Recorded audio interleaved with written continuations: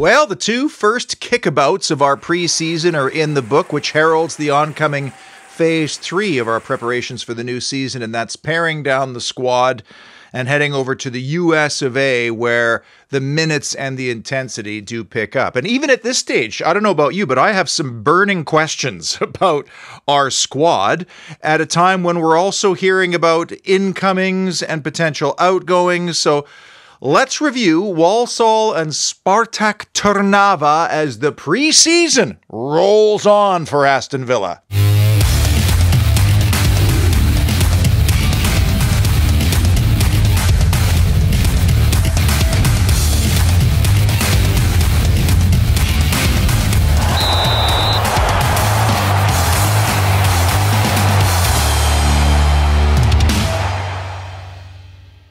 Welcome inside the parlor. Since we last spoke, confirmation of Jadon Philogène's 5-year contract returning to the club, which includes, believe it or not, a 100 million euro release clause. Can you imagine what a piece of business that would be? Amadou Onana is supposedly having a medical at Bodymoor Heath as we speak, but not after Manchester United tried to seriously hijack the entire deal at the 11th hour. Can you imagine the audacity of a club outside the cabal trying to sign top players? Well, Champions League football turned out to be the ticket. Not enough so for Moussa Diaby as he inches ever closer to the Middle East. That might already be confirmed by the time I publish this video. It was so awesome to get an email from Alex Dutton, senior correspondent, Holy Trinity Show and guitar hero with Atarka, as Alex was at the Poundland Bescott Stadium on Wednesday recording footage for me. So I thought now's a perfect time to just give you my quick bullet point impressions of what I saw on Wednesday and Saturday. The first thing I notice about this preseason is just how well planned it has been so far. And you have to carefully curate your opponents in preseason, especially those early casual kickabout type games. And I think Villa did a great job because you don't want to blow out a team. And you don't want to be blown out either, especially with all the young players that are being included. And I think they did that well with Walsall and Spartak Trnava. And Trnava was a great step up. A little bit of travel involved, great environment, and they're preparing for a Europa Conference League playoff. So these were realistic games under the circumstances. But then to be able to give roughly 22 players 90 minutes over 2 games in the space of 4 days, it's perfect, including so many young players during both games. I counted 6 to 7 of them through Wednesday and Saturday, is crucial for Unai Emery to understand the wider pool at his disposal. And it's not just about playing. He gets to see how they function in a first-team environment, how they travel, prepare, how professional they are, how they interact, eat, sleep, all those kinds of things. And in the past years, we would have never included that many young players. In fact, at times we were stacking our team a little bit against Walsall to try to get off to a good start. Oh my, how things have changed. And we had the perfect excuse this year as well, because 7 of our bona fide starting regulars are still resting after the 2 Summer Cup competitions. Obviously, Villa's being very cautious with last year's long-term injury players, Ramsey, Buendia, Mings.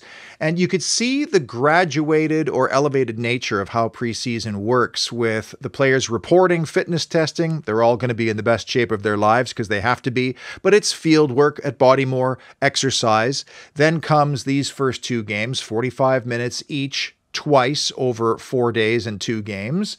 And then they'll go to the USA and 45 minutes will become 60 minutes. And then after that, you get into the full-on final preparations for the season. Do you know, every time I watched England at the Euros this past summer, I thought to myself, what is Morgan Rogers thinking as he's watching this? Because, of course, he's teammates with Watkins and Konza. He grew up with Jude Bellingham, and he's best friends with Cole Palmer. And this is a highly motivated, serious young professional who's been told all his young life that he's on the fast track to the very top. And apparently he came into camp in absolutely immense physical condition after putting some extra miles in Portugal. Most people were saying it was Ross Barkley who was extremely alert for the 1-0 goal at Walsall because he played the ball quickly, but it's the guy without the ball that makes the play. And Morgan Rogers locked eyes with Barkley, and that was the cue for the diagonal run to coincide with the straight through ball. But after that, Rodgers shapes up to go far post and then slips it into the near post, freezing the goalkeeper. And then the 2-0 goal and the goal on Saturday that he scored, very similar. He finds himself in the right situation and position in the box. And man, the kid is cool in chaos. You notice what he does. He just makes a good connection to where the goalkeeper isn't. In both games, Rodgers mostly operated in behind the striker or as a second striker, which I think is his best position. He has the tools, and now he has the perfect start to build off of what was arguably a breakout, if not truncated, season for him last year. And I ask again, how much easier might it have been for Aston Villa to accept a huge offer for Moussa Diaby, knowing that Rodgers looks like he's about to pop? With Ross Barkley, just think about his mindset for a minute. I mean, here's a guy who came off a very good season personally on not a very good team that was ultimately relegated, only to get another chance at a familiar club, but with a completely different culture from the one that he left, and with a manager who is known for getting the absolute most out of his players. I mean, that's a gift for a guy who turns 31 this coming December, and I simply do not see him wasting that gift. And there were times when he actually looked like he was a teenager again on the field, and apparently he's still kind of driving like a teenager. Apart from Rodgers, the player that stood out the most for me from these two games was actually Ross Barkley, which again surprised me, as he did last year. There's an air of confidence and, of course, maturity about this guy. And, you know, just playing that slight bit deeper than he did with us the first time around, well, it gives him the ability to face up the whole field and almost dictate the terms of play and the tempo of the game. Remember, last year, he was one of the top in all of Europe at receiving the ball, evading the pressure, and then releasing it and completing that first pass, which is essential in Unai Emery's system in possession, which has 4 at the back and then 2-2-2. Two players who just oozed class over the two games, but who also have some questions over their immediate future: Diego Carlos and Lucas Digne. Carlos put just 1 foot wrong over his cumulative 90 minutes, and that was when he was done over the top with the long ball where he had to take the foul and the yellow card. And you know, one of the problems for our chiseled Brazilian outside his salary is that one of the reasons we brought him to this club was because of that killer long ball he could play. But we have not seen that materialize, really, have we? And sure enough, in the Slovakia game, he just tried one of those, but he overhit it, as he often has. Obviously, we want all of our players to be able to play short and long, accurate passes, but because the deepest lying midfielder often drops between the two center backs, and whether that's Kamara, Baranachea, Onana, Ross Barkley, if one of their jobs is to play these long raking switches to exploit the weak or the open side of the field, well then do you need that luxury from a Carlos, who right now is a very expensive insurance policy for Ezri Konsa, unless we're talking about rotating for the Champions League.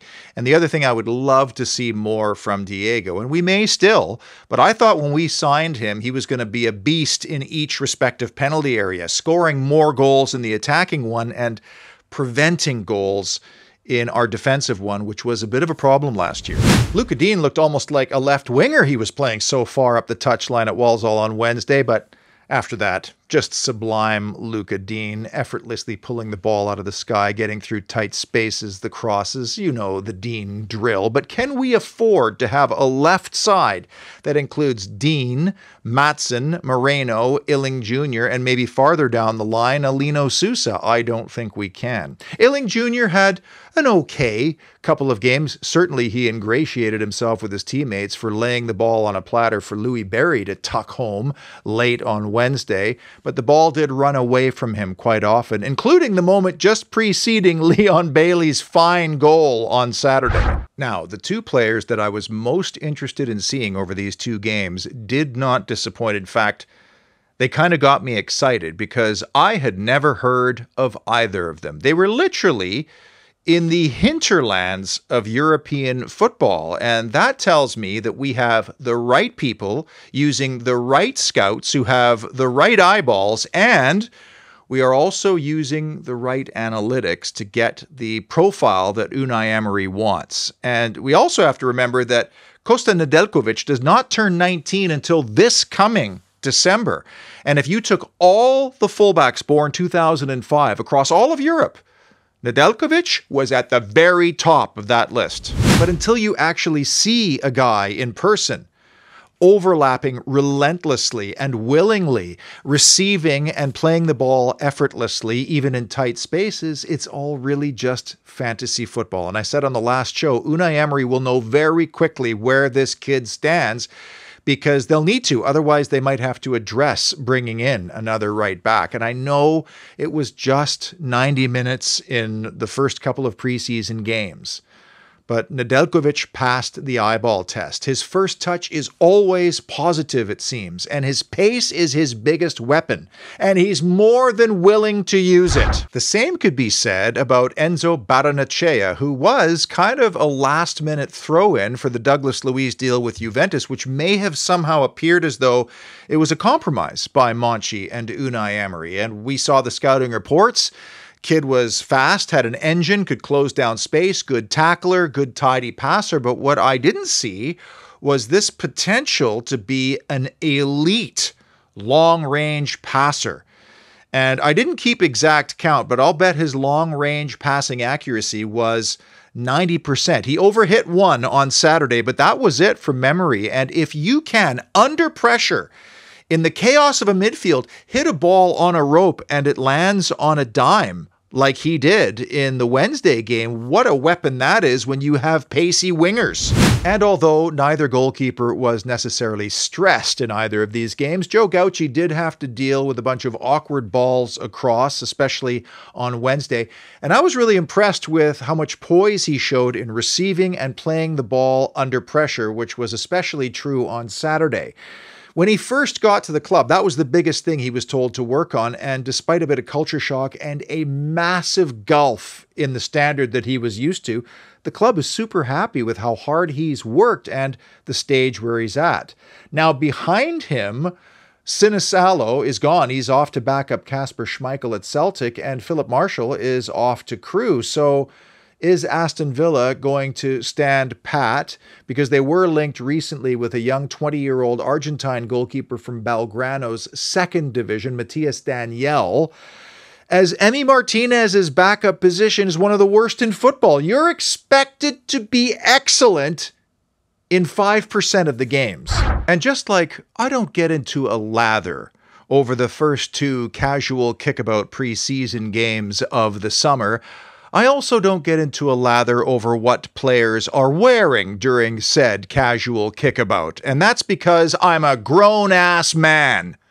Thankfully, the kit is being revealed on Tuesday, so we could finally quell all that moaning. Like Aston Villa, 24/7 Services, the presenting sponsor of this program, has had a very busy transfer window. In fact, Paul Handsaker just made a huge signing. You see, Paul gets his haircut at a place called Alex's in the royal town of Sutton Coldfield. And recently, Paul said to Alex, the former owner and awesome barber, "Alex, what do you think if I bought the shop and then we completely renovate it, and all you have to do is keep being an awesome barber?" And Alex, that's him, said, "Sure." So the 24/7 team goes in there and in less than 2 weeks does a complete transformation from old and tired to something befitting a king. I mean, look at the marble walls. Even these golden chairs look like thrones. The kind of things you want to sit in when you're getting man-pampered. Because you know how it is, after a good dentist and a good doctor, the next most important guy in your life is a reliable and consistent barber. And Alex's even does those hot towel, straight razor shaves that are so awesome to get. Every guy should experience that at least once every 3 months. And the 24/7 crew also built a private little room in the back where you can deal with unwanted hair in the ears, nose, eyebrows. Nobody needs to see that. So go see Alex's in the royal town of Sutton Coldfield. You'll be supporting this show and 24/7 Services, but you'll also get to see how dramatic a renovation can be after only 2 weeks. And if you're a similarly sized business that's looking a little bit tired, well, you know what to do. Burning question number 3. Which of our academy hopefuls could stick around for the regular season? And this is a really important question right now because of UEFA's rule of 4 club-trained players in order for us to be compliant in UEFA Champions League competition. Obviously, we have Jacob Ramsey and Jadon Philogene-Bidace, plus Cameron Archer. Whether he stays, that's up for debate. But if you include those 3, that means we still need 1 more of our academy players who are all eligible to stick around in order for us to play in the Champions League. Neither Josh Feeney nor Sil Swinkles damaged their reputations, but like a lot of academy players, they take very low risks and play it very safe, often deferring to a more senior teammate. And that will only change by playing professional men's football. And I just cannot see Unai Emery trusting teenage center backs. So I imagine both will be loaned, knowing, of course, that center backs do tend to mature a little bit later than other positions on the park. Lamar Bogart, who could be a center back but played in midfield, I think surprised a few people, especially on Saturday. And turning 21 in January means that he's approaching that critical time where he too needs to fish or cut bait and needs to make an impact now in professional men's football. But as we saw on Saturday, he did not defer. He did take risks. He could drive with the ball, draw fouls, and make the correct pass at the correct time. And I think what benefits him is the ability that he could play in multiple positions. Caden Young has emerged as a potential third choice behind Leon Bailey and Jadon Philogene on that right-hand side. And I know that the club respects him highly and is excited about his future. And Chelsea were circling around him around the time when they finally arrived on Omari Kellerman. But at just 18 years of age, a local kid, some youth international experience, and because he joined Aston Villa in the U13 program, he does, of course, fit in that club-trained designation. If it's not Caden Young, it will probably be Kane Kessler-Hayden, who was a bit quiet on Wednesday, but definitely was lively on Saturday. And Kessler-Hayden had been around with the first team since winter of last year, so he understands the standard. Unai Emery has seen him in person, but who knows, because he didn't really set the world alight during either of his championship loans at Huddersfield and Plymouth Argyle, but maybe he's one of those guys, and they do exist. Philogene is another example of players who seem to elevate when they play with or against better players. Burning question number 2. Who will not be with Aston Villa come August 30th? And since we last spoke, Leander Den Donker's name has been associated with a move to Olympiacos, among other clubs. And I know it's not going to be a huge fee, but every million counts, as you know. And despite the fact that he got on with it and was very professional in both of his games on Wednesday and Saturday, I just cannot see him being here by the end of the transfer window. I talked about Cameron Archer a little bit earlier. His late goal on Saturday, beautifully set up again by Morgan Rogers, who drove, drew, and then slipped it through. Archer hit it absolutely plumb, but beyond that, I actually thought he was largely invisible in both games. And don't shoot me, I thought Louis Barry actually was more noticeable in those 2 games. But again, you got to be careful about judging what is a glorified scrimmage. My concern is I just don't think Cameron Archer is an Unai Emery type center forward. And remember, we were obligated to buy him back from Sheffield United. It wasn't the same as the clause that was put in Philogene's contract. And burning question number 1. What is Aston Villa's immediate positional priority? This photo here speaks volumes to me. I love the fact that our owner is hanging out somewhere very nice in the off-season with our footballing brain trust, plotting strategy and maybe agreeing on positional needs and, more importantly, the budget necessary to do the job. But outside of recruitment, this group, along with Chris Heck, will be very encouraged by this recent chart showing the fastest growing football brands. Despite finishing runner-up to their crosstown rivals, AC Milan have exploded in club brand value over the last year. And Bayer Leverkusen had a season for the ages. But then up next is Aston Villa. And I'm starting to wonder if we're fishing now in a different pond, where we're not just trying to fill positional needs, but we're trying to attract star quality if the Matson and Onana signings, for example, are any indication, along with who we've been linked with. I mean, Nico Williams and Joao Felix, we've been persistently rumored to be chasing those guys well beyond this past window, and they are globally recognized stars. Felix just wants to stay at Barcelona, and he absolutely does not want to report back to Atletico Madrid, and Atletico Madrid does not want him back, and they've slapped a 60 million euro price tag on his head and no more loans. You know, that initial deal, Felix to Atleti, along with Coutinho to Barcelona, maybe two of the worst deals in the history of football. And he has to rebuild his reputation. He hasn't set the world on fire anywhere he's been. Underwhelming, I think, a little bit for Portugal in Germany. Missed a decisive penalty. So his options are running out. And for me, he represents huge risk, given the fact that he turns 25 this November. And you never want to buy a depreciating asset. And if that ask is 60 million euros, whew, even Nico Williams at 21, you could pay a boatload for him and probably still make money 2 or 3 years down the line if you sell him. It seems pretty obvious that Williams would fit with Barcelona, even though Barca would have to do some serious juggling financially or take out a loan. How that works in profit and sustainability rules, I don't know, if they want to meet Bilbao's valuation. No way Williams is going to Chelsea because they can't offer Champions League football. So as Aston Villa, offering Premier League and Champions League football, but maybe more importantly, we have the charm offensive in Monchi and Unai Emery, keeping in mind that Emery is from the same region of Spain, Basque Country, and fiercely proud of that, as Nico Williams. And I'm not saying we're going to go get Nico Williams. What I'm saying is we now have the infrastructure and the ambition to at least seriously try to go get Nico Williams, and that's a huge difference over even last year. So if you're the player looking for the move, apart from where you're going to live and the compensation package, the next most important factor is who your boss is going to be. And I'm sorry, at Barcelona, Hansi Flick is uninspiring. I was shocked they hired him, quite frankly, and I know from behind the scenes at Bayern, there were issues there. Watch the Germany documentary from the 2022 World Cup. He never had control of that team ever, as far as I'm concerned. I'm watching that with great interest. But Barcelona is so desperate to land a big star and to try to challenge Real Madrid for all trophies.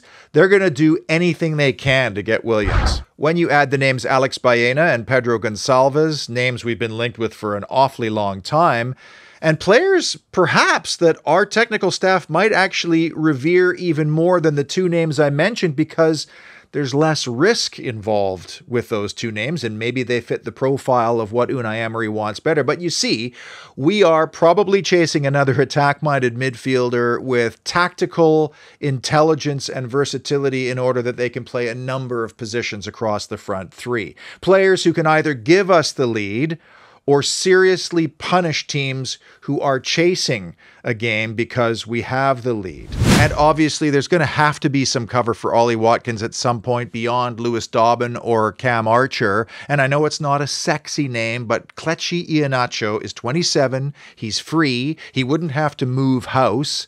And he might accept the role of being Ollie Watkins' backup, because I don't see us committing a whole bunch of funds to another number 9 when, like Emi Martinez, Watkins is probably going to play 95% of the time. And now it's off to the United States of America, where the preseason goes into the next phase, an increase in competition and probably an increase in minutes per player from 45 to 60, keeping in mind that the Columbus Crew and Club America are in mid-season form. Plus, we'll play RB Leipzig in New Jersey. And who's on that plane should be known pretty quickly, and that'll be quite revealing. Also, I'm about to release the second installment of my interview series of all-time influential villains, and I have quite a gentleman on deck. Look for that coming out in midweek. Until then, and unless there's more news, be well, and as always, up the mighty Villa!